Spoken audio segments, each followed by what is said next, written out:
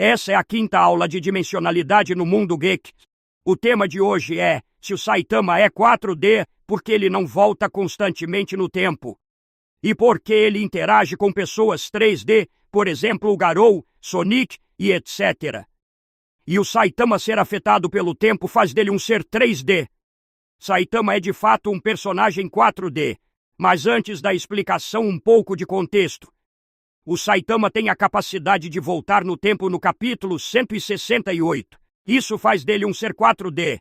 O conceito de dimensão todo mundo conhece, que é comprimento, altura e largura. Imagine uma pessoa aleatória em uma pista. Ela precisa chegar até um prédio. O prédio fica em um lugar distante.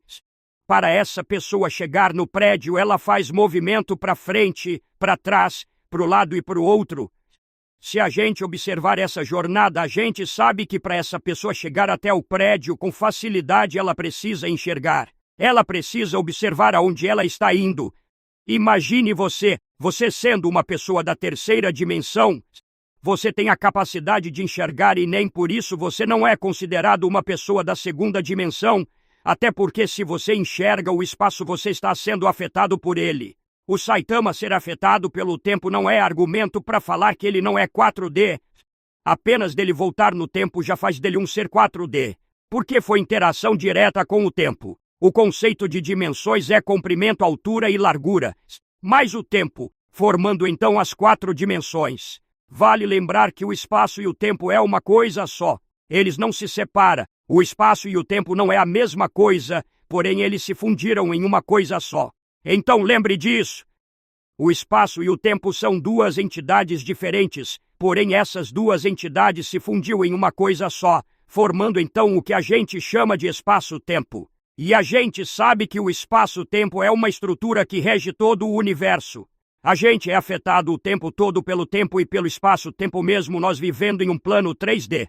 Porém isso não significa que a gente seja 4D, a gente está apenas sob efeito do tempo.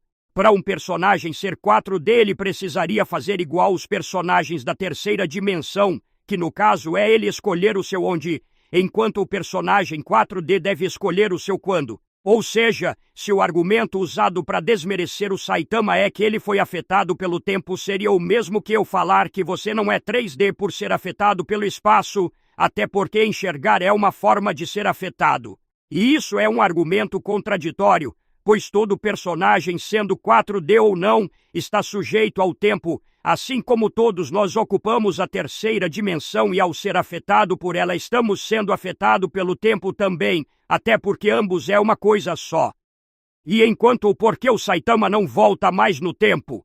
E por que todos tocam nele e ver ele? Isso é fácil de responder. A sua primeira pergunta é respondida no próprio mangá. Ao voltar no tempo, ele se fundiu com ele do passado, e ao se fundir, ele esqueceu a habilidade. E mesmo que se ele tivesse essa habilidade, ele não sairia por aí voltando no tempo toda hora. E o porquê o Saitama é tocado por todo mundo? Para explicar isso, precisamos diferenciar a quarta dimensão do tempo e a quinta dimensão espacial. Imagine as 3 dimensões atuais: comprimento, altura e largura. Aqui a gente tem 3 dimensões espaciais. Elas são o que a gente chama de espaço físico. Ao adicionar tempo se torna uma estrutura 4D.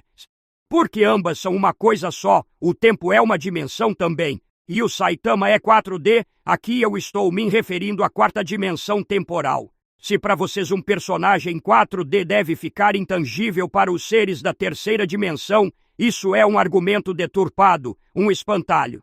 Até porque se o Saitama tivesse a obrigação de ficar intangível para os seres da terceira dimensão, você está cometendo um erro ao confundir a quarta dimensão temporal com uma quarta dimensão espacial. E esse erro tem uma convicção totalmente errônea ao confundir a quarta com a quinta dimensão. Se o Saitama deveria ficar intangível para todos, ele então seria 5D. Agora, como foi apenas interação direta com o tempo, a gente chama apenas de 4D.